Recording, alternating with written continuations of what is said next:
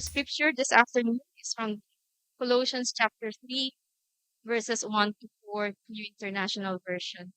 We shall be reading the verses alternately and the last verse altogether. Since then, you have been raised with Christ. Set your hearts on things above, where Christ is seated at the right hand of God. Set your minds on things above, not on earthly things. For you died, and your life is now hidden with Christ in God.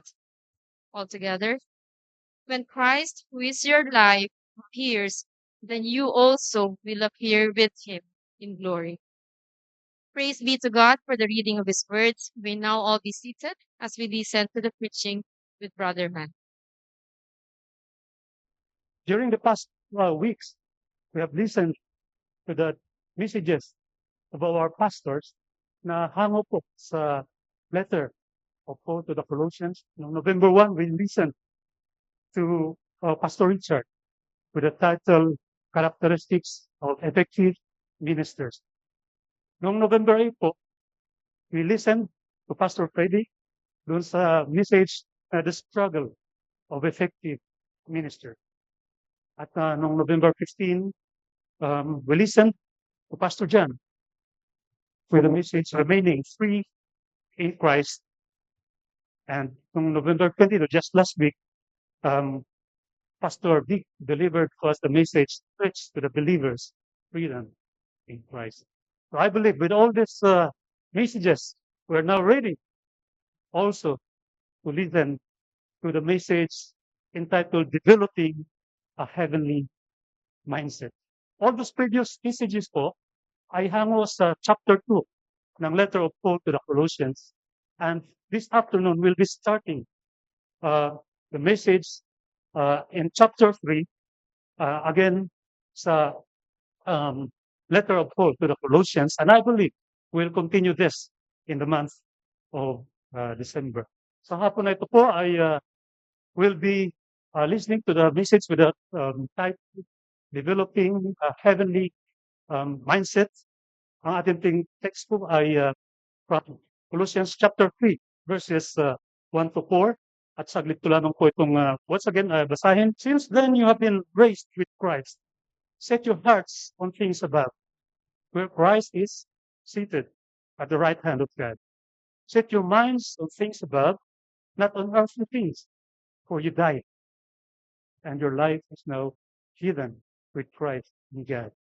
When Christ, who is your life, appears, then you also will appear with him in glory. Tayo po'y saglit na manalangin. O aming amang banal at makapangyarihan sa lahat. Once again ay dumudulog po kami sa iyong pangunguna sa amin pong pag-aaral ng iyong salita sa hapon nito. Let your Holy Spirit walk among us this afternoon, O Lord, and let our hearts and minds be open sa iyong mga salita.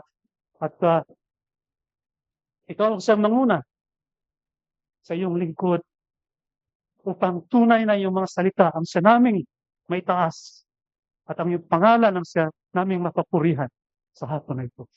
Maraming pong salamat. Ito ang aming samot dalangin sa ngalan ng tagapagligtas si Jesus. Amen. Sa ating pong pag-aaral sa hapon na ito ay meron pong 5 points na ating pong titingnan. Una po, a heavenly mindset is developed by a focus on on our resurrected position. A heavenly mindset is developed by a life of continual discipline. A heavenly mindset, sa pangatlo po, is developed by a focus on our crucified position. Pang-apat, a heavenly mindset is developed by a focus on our hidden life in Christ. At ang panglima, a heavenly mindset is developed by a focus on our future in Christ. Maring may tanong po natin sa hapon na ito, bakit natin kailangan mag-develop? I-develop ang ating heavenly mindset. Let the Bible answer this question. Why should we develop a heavenly mindset? Ayon po sa John chapter 14 verse 2, in my Father's house are many mansions. If it were not so, I would have told you. I go to prepare a place for you. So nung kinausap ng ating Panginoong Hesus ang mga kanyang mga apostles, ay sinabi niya na He is going away to prepare mansions. Ginamit ko po itong NIV because it mentions mansions, not houses only. At He said that He is going to prepare mansions for them. And of course, also for us. Tayong pong mga mananampalataya. Ang mansions na ito na ihanda sa atin ng ating Panginoong Hesus is also for us. At gaano ba tayo kasigurado na tayo nga ay mapupunta doon sa mga hinandang mansions ng ating Panginoon? Sabi po sa Romans 8:38 to 39, "For I am persuaded that neither death, nor life, nor angels and principalities, nor powers, nor things present, nor things to come, nor height, nor depth, nor any other creature shall be able to separate us from the love of God which is in Christ Jesus our Lord." So sa makikita niyo po dito sa verse na ito, is there anything that could separate us from the love of God? Wala po. Yan mismo ang sabi ng salita ng Panginoon. That is why tayo po bilang mga mananampalataya, we are sure, there is an assurance that we will indeed go to heaven. When we leave this world, we will be going to heaven. Kaya ano man lang, dapat lamang po na right now, habang tayo ay nandito sa mundo, ay we start developing a heavenly mindset. Alam niyo po ba ito? Yung mga ipinanganak siguro dito sa Bahrain ay maaaring hindi pa nakakita nito. Pero ito ay, ang tawag po dito ay kalesa. Ito ay nung unang panahon, ito ang means of transportation. This is the horse carriage transport. At still, may makikita pa rin tayo nito sa somewhere in Intramuros, in Luneta. Years ago ay nakasakay po kami dito with my children. At maging sa Cebu or even in Binondo ay meron pa rin ito. But one thing, let's try to notice dito sa kalesa is the head or the eyes of the horse. Kung mapapansin po ninyo, ay meron pong tabing yung mata ng kabayo. Bakit kaya? Do you ever wonder why? Ito po, according to yung mga kutsero, ay tinatakpan nila ang mata ng kabayo para hindi nila makita yung mga dumadaan sa kanilang tagiliran so that they will not be distracted. And they are simply focused on the direction na kanilang pupuntahan. Ganun din po tayong mga mananampalataya. We need to focus our direction to our goals. Ano ba ang ating eternal goal? Bakit ba tayo nagpapakahirap na maghipon dito? We study the Word of God. We study the Bible. It is because we have an eternal goal that once we leave this world, we'll find ourselves in heaven. Kaya marapat lamang po na tayo sa ngayon pa lamang ay i-develop na natin ang ating mga sarili. Let's get used to living our lives in heaven. So tayo po simulan po natin. Paano po natin ma-develop ang heavenly mindset? Una, we need to focus on our resurrected position. Sabi po sa Colossians, sa ating text, chapter 3, verse 1, "Since then, you have been raised with Christ. Set your hearts on things above, where Christ is seated at the right hand of God." Ano sabi ni Apostle Paul? Since we were raised with Christ, we need to set our hearts on things above, not on earthly things. At sabi po sa Romans chapter 6, verse 5, "For if we have been united with Him in a death like His, He will certainly also be united with Him in a resurrection like His." So ibig pong sabihin, We are in union with Christ. We are united in his resurrection, in his death, and in his resurrection. When Jesus died and rose again, believers were spiritually united with him in this process. This means that we have died to our old sinful selves and have been raised to a new life in Christ. Sunod po, we need to have a heavenly perspective. So ibig sabihin, nandito pa lamang tayo sa mundong ito, we need to have already a heavenly perspective. Sabi sa Colossians 3:2, set your minds on things above, not on earthly things. So kailangan iset na natin yung ating mga kaisipan sa anumang magiging buhay natin. Not on the second floor of our houses, but on things above in heaven. Amen? Sabi ko sa Philippians 4:8, finally, brothers and sisters, whatever is true, whatever is noble, whatever is right, whatever is pure, whatever is lovely, whatever is admirable, if anything is excellent or praiseworthy, think about such things. So sinabi ng ating Panginoon, lahat ng bagay na dapat nating pakaisipin habang tayo ay narito sa mundo. Napakarami pong mga pangyayari ngayon. Wars, and a lot of things, economic difficulties, and even in our own country right now, it will give us so much worry. Subalit, ano po ang sabi ng ating Panginoon? Set aside all these things. Let's set our goals, our minds, all the heavenly things. Kung kaya, wala pong tayong dapat lalahanin sa mundong ito. Because we need to think only of the heavenly things, which is our eternal destination. Pangatlo po, in order to focus on our resurrected position, we need authority and victory. Sabi po sa Acts 16, verse 18, she kept this up for many days. Finally, Paul became so troubled that he turned around and said to the Spirit, in the name of Jesus Christ, I command you to come out of her. And at that moment, the Spirit left her.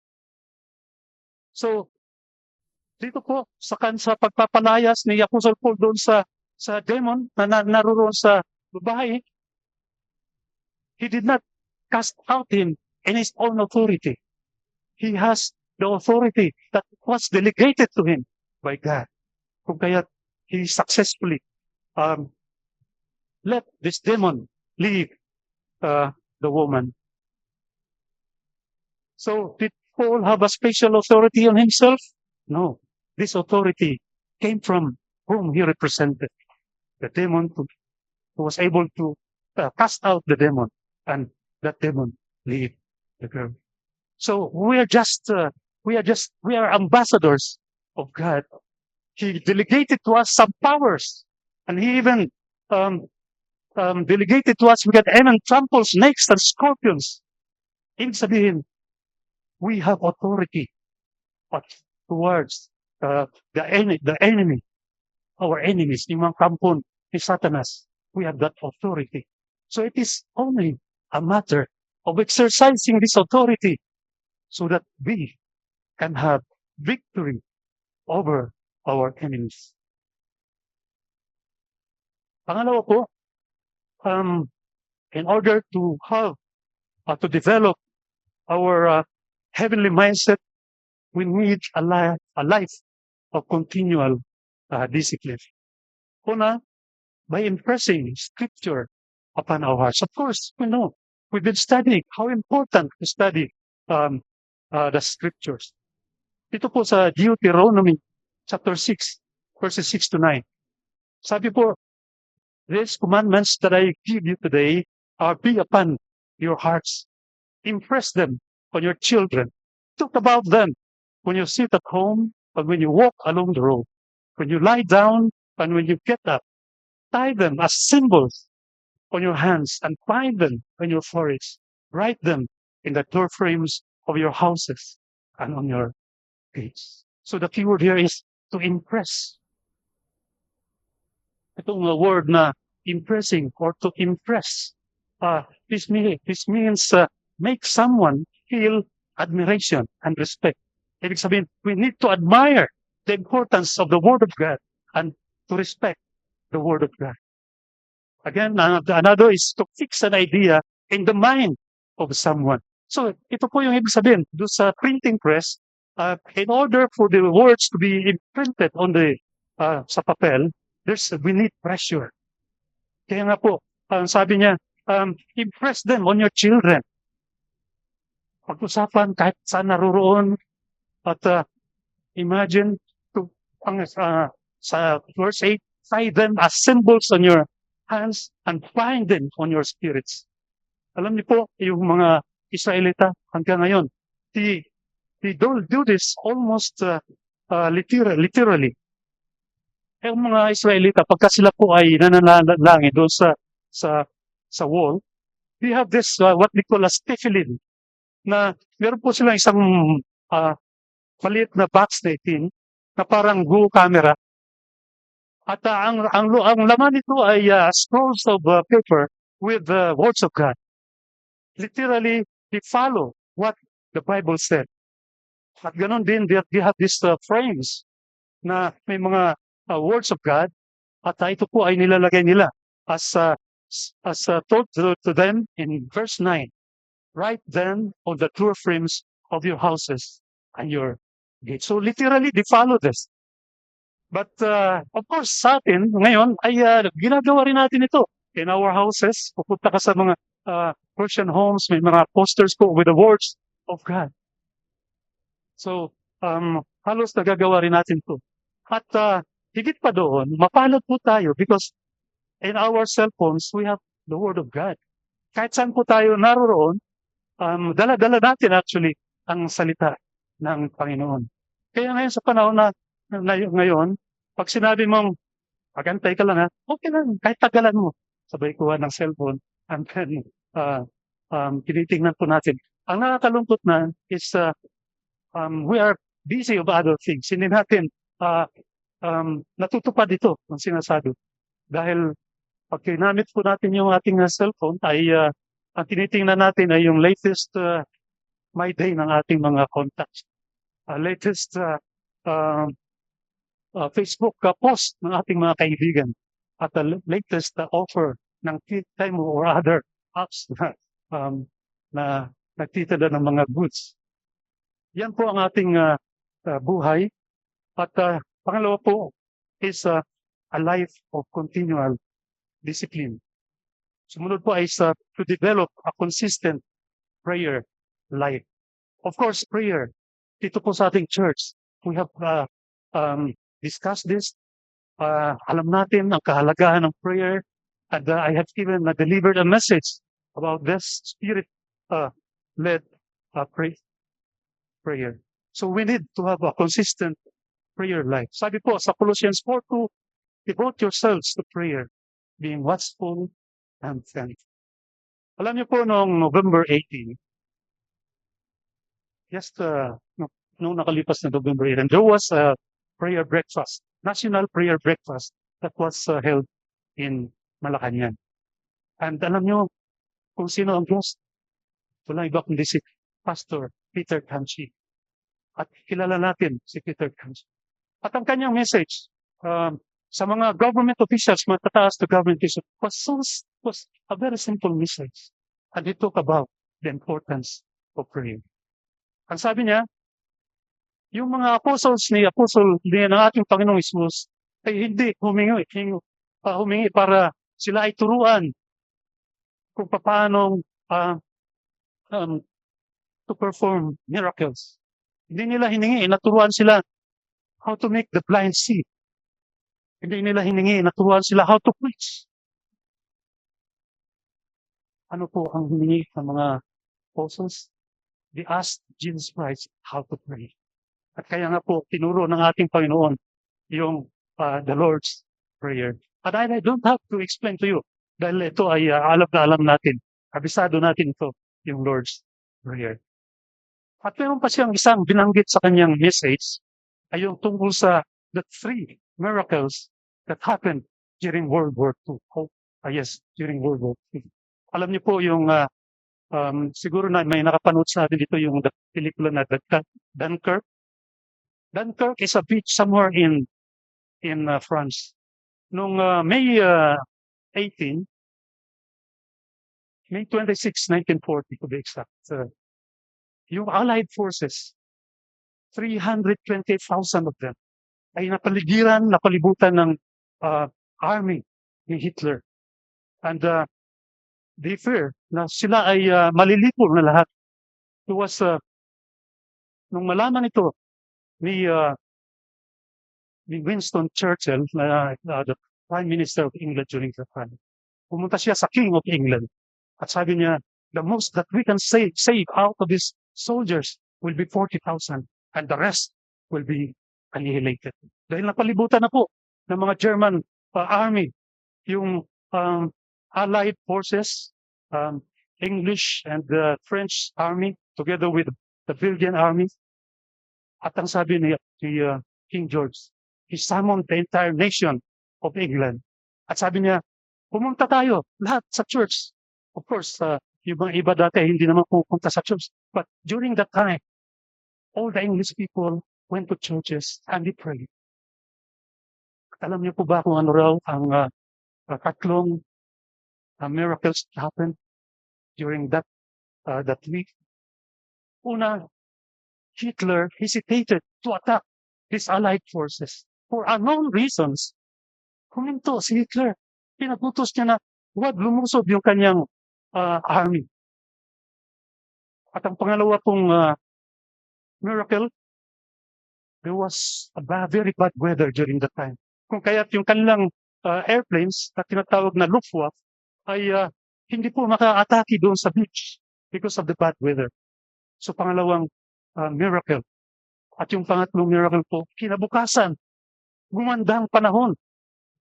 And the boats coming from England, 800 of them, were able to cross the English Channel. And this, more than 300,000 soldiers was evacuated.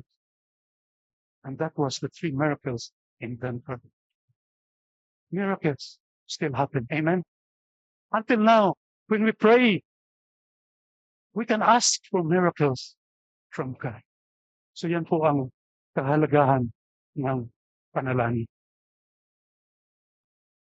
Pangalawa po, for our continual discipline, we need to foster healthy fellowship. Sabi po sa Proverbs 13:20, he who walks with the wise grows wise, but the companion of fools suffers harm. At sino po itong wise?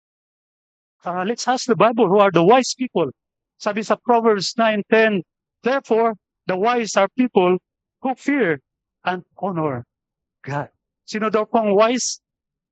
Tayo na mga natatakot at may honor sa God. So, in our office, napakarami pong nag-i-invite sa akin na mag-join sa iba't ibang professional organizations. Niyayaya nila ako mag-golf. Alam mo naman yung golf, laro ng mga matataas na. But also, when I was active pa ako nung sa Philippine Institute of Civil Engineers, he came to me. He said that they want to elect me as the president of the organization. I turned them down consciously. Bakit po? Because I want to be with the wise people. Sino po itong mga wise? Tayo po. I want to be with our fellow brethren. And I want to be even with every Friday po kasi dito rin nila ginagawa yung mga meetings. So it will affect my attendance with our churches. And even in Thursday, na kung saan ginaganap yung aming SG, I would like to be with my 80 members. And I'm glad last night, ayan, yung ating mga brothers from Ashtree, we held our SG meeting in our house. And I am so happy for that. So, pangatlo po, in order to develop a heavenly mindset, let us focus on our crucified position. Sabi po sa Colossians 3:2, For you died, and your life is now hidden with Christ in God. So, una po, the believer died to sin. Sabi po sa Romans chapter 6 verse 11, in the same way, count yourselves dead to sin, but alive to God in Christ Jesus. The believer died to sin means that a believer in Christ is no longer under the power or control of sin. This concept is rooted in the idea that through faith in Jesus Christ, believers are united with him in his death and in his resurrection. As a result, they are considered to have died to their old sinful nature and are now alive to God, living a new life in righteousness. Pangalawa po, the believer died to sin. We have died to ourselves. In 2 Corinthians 5:17, therefore, if anyone is in Christ, the new creation has come, the old is gone, and the new is here. This is symbolized when we were baptized. When our body was immersed in water, it symbolized our death to ourselves. And we are raised from the water, it symbolized our new life in Jesus. Dying to self involves transformation where the old self, characterized by sin and selfishness, is replaced by a new self that seeks to live according to God's will. Sunod po, the believer died to this world. Do not love the world or anything in the world. If anyone loves the world, the love of the Father is not in him. 1 John 2:15. So wag po nating mahalin ang mundong ito higit sa pagmamahal natin sa Panginoon. Dahil kung gagawin natin ito, kung mas mahal natin kung ano ang meron dito sa mundo, the love of the Father is not in us. This means that the Christian has separated themselves from the values, desires, and influences of the worldly system that is opposed to God. This concept emphasizes living a life that is focused on eternal spiritual matters rather than the temporally earthly ones. Sunod po, pang-apat, the believer died to the power of the devil. When we focus on our crucified position, we died to the power of the devil. In Isaiah chapter 25, verse 8, he will swallow up death forever. The sovereign Lord will wipe away the tears from all faces. He will remove his people's disgrace from the earth. The Lord has spoken. This is a profound message of hope, assuring believers of God's ultimate plan to conquer death and bring eternal comfort and restoration.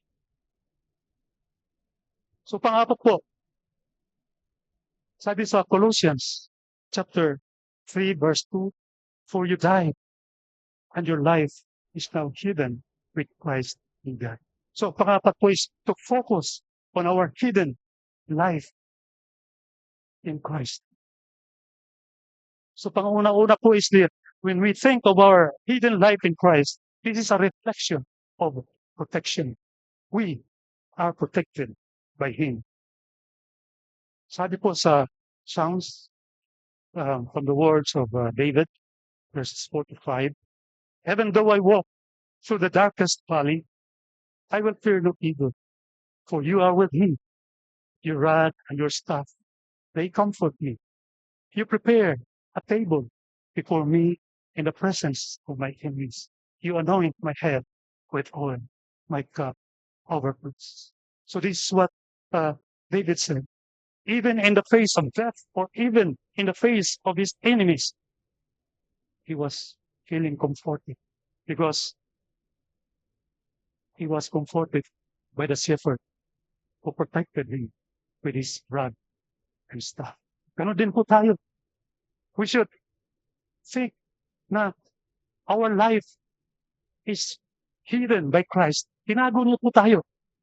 para hindi po tayo makita ng kalaban. Para po makipag-boxing na ang kalaban natin ay may pering ang kanilang mga mata at hindi tayo nakikita. We have a hidden life in Christ. Pangalawa po, this is a reflection of identity. When we focus on our hidden life, this is a reflection of identity, and it means that the world will not recognize us. Being called children of God signifies a close, intimate relationship with Him.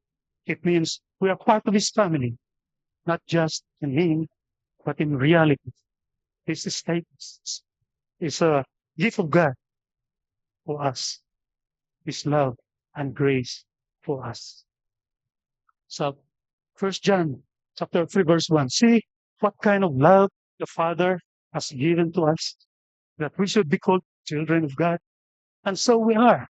The reason why the world does not know us is that it did not know Him.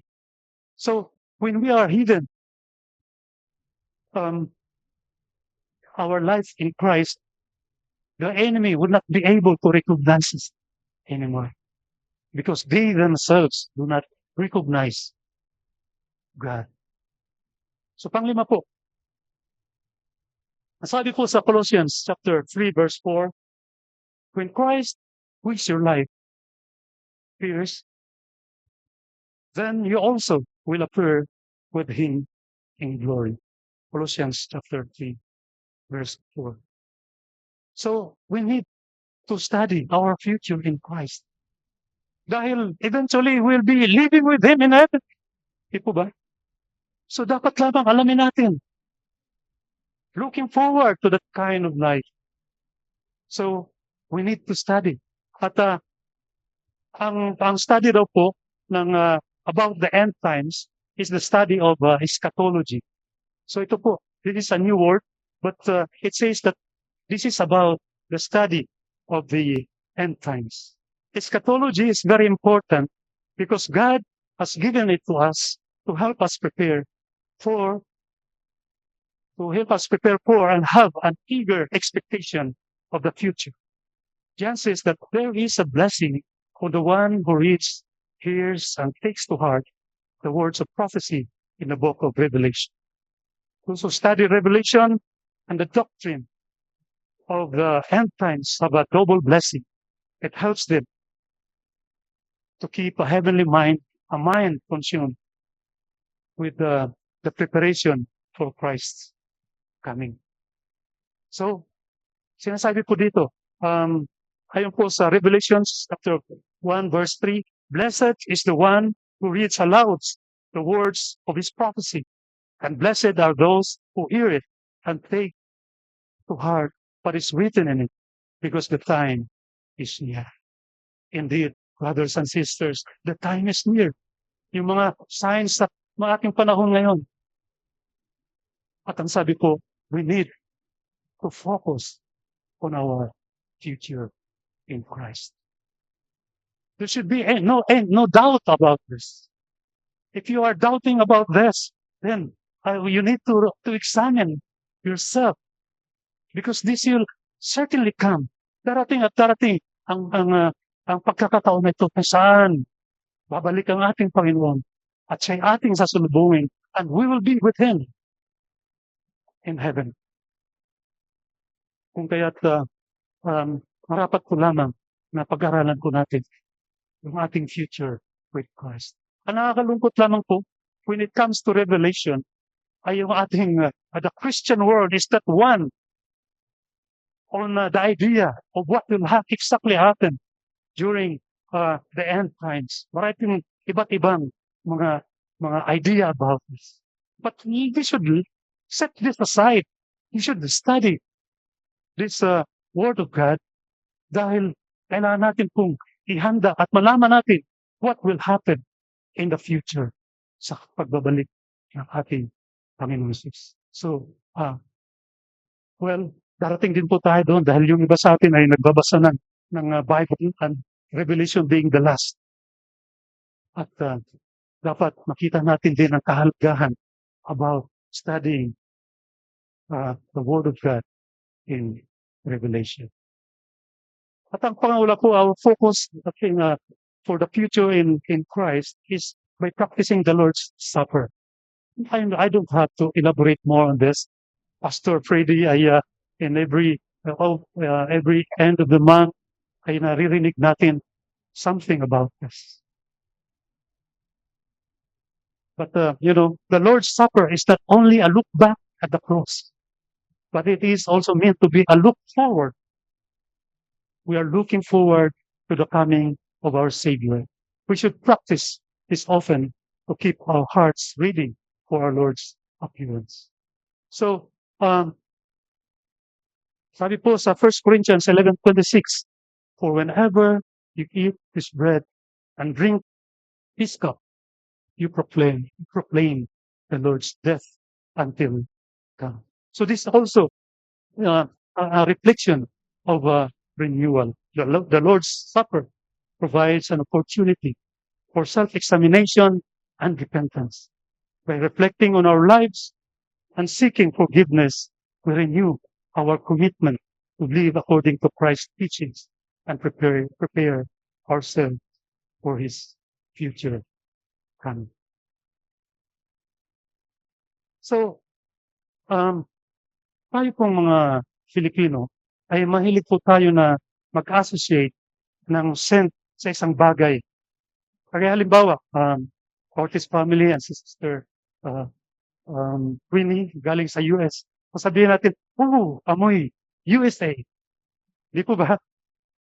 Itong ating mga gamit na ginamit, I am blessed to be the one to first. Amoy US pa ito. Galing po sa US ito. Mga USA made. I don't know. Binili sa US pero kuminsan made in China. Kasi sabi nga po, God made the world and the rest are made in, are made in China. So, ginagawa rin natin ito, we associate some certain scent doon sa certain age group. Kaya halimbawa, yung mga sanggol. Ayan, everybody loves to kiss yung mga sanggol. So ano po ang ina-associate natin na scent doon? Amoy baby, hindi po ba? At pag lumaki-laki na ito, mga kasing laki nila, Brady, ni David, pag yan ay pinakawalan natin doon sa laruan at pagbalik, and we embrace them and we inamoy natin yung kanilang bumbunan, ano ang ina-associate natin na amoy? Amoy araw. Ano naman ang amoy ng matatanda? Hindi yung age namin ni Pastor Freddy, ha? Yung talagang mas matanda pa, mga 80 to 90 years old. Yung mga matatanda, of course, we love our old, yung mga lolo at lola natin. But tayo kasi mga Pilipino, we associate certain scent doon sa age group na yun. At ano ang ina-associate natin na scent? Amoy lupa. Bakit? Bakit amoy lupa? Dahil malapit na silang bumalik sa lupa. Subalit para sa akin po, hindi lahat ng matatanda ay amoy lupa. Dahil yun lang ay para sa mga tao na mga matatanda na hindi mananampalataya. Dahil pag bumalik sila sa lupa, mananatili sila sa lupa. Amen? Subalit yung ating mga matatanda na mananampalataya, when they leave this world or when they die, when Jesus comes back, sasalubong sila sa ating Panginoon and they will be in heaven. Kaya anong pong scent na may associate natin sa kanila? Amoy langit. Amen? Praise God. In English, ay heaven sent. Yan. Heaven sent. Sana somebody will create yung pabango na heaven sent. At tsak, maraming bibili nun. Pero wag mo namang amuyin yung mga katabi nyo kung heaven sent sila. For our last slide and for our last verse. But our citizenship is in heaven, and we eagerly await a Savior from there, the Lord Jesus Christ, who by the power that enables him to bring everything under his control will transform our lowly bodies so that they will be, they will be like his glorious body. Mga kapatid, dito sa mundo, we have these lowly bodies. Nagkakasakit po. Lalo na yung mga may edad na nagaya ko. Kung minsan, in this life side, mula doon sa talampakan ng dito sa aking balikat, sumasakit. These are our lowly bodies. We are sometimes afflicted by diseases. Ganito pa ang reality. Our lowly body will deteriorate. But brothers and sisters, when Jesus comes back, at tayo ay sasalubong sa Kanya, even when we are already dead, we'll be raised alive and we'll meet Him in the clouds. And we will meet Him and we assume His glorious body. At dadalhin niya tayo doon sa langit, doon sa heaven, kung saan there are no more pain sa ating mga katawan. There are no more sickness. There are no more afflictions. And God will wipe away our tears. Yan po ang katotohanan. Kaya kailangan natin, mga kapatid, sa ngayon pa lamang, we need to develop that heavenly mindset. But because sure na sure, 100% that we believers will be with Him in heaven. In conclusion po, adopting a heavenly mindset is about more than just cultivating a hopeful mindset. It is about aligning our thoughts, actions, and values with divine principles and eternal truths. By focusing on love, compassion, humility, and gratitude, we begin to see the world through a lens of grace and purpose. We learn to navigate life's challenges with a sense of peace and resilience, knowing that our true home is in heaven and that our time on earth is part of a greater divine plan. A heavenly mindset invites us to prioritize what truly matters, fostering deeper good connections with others and with God.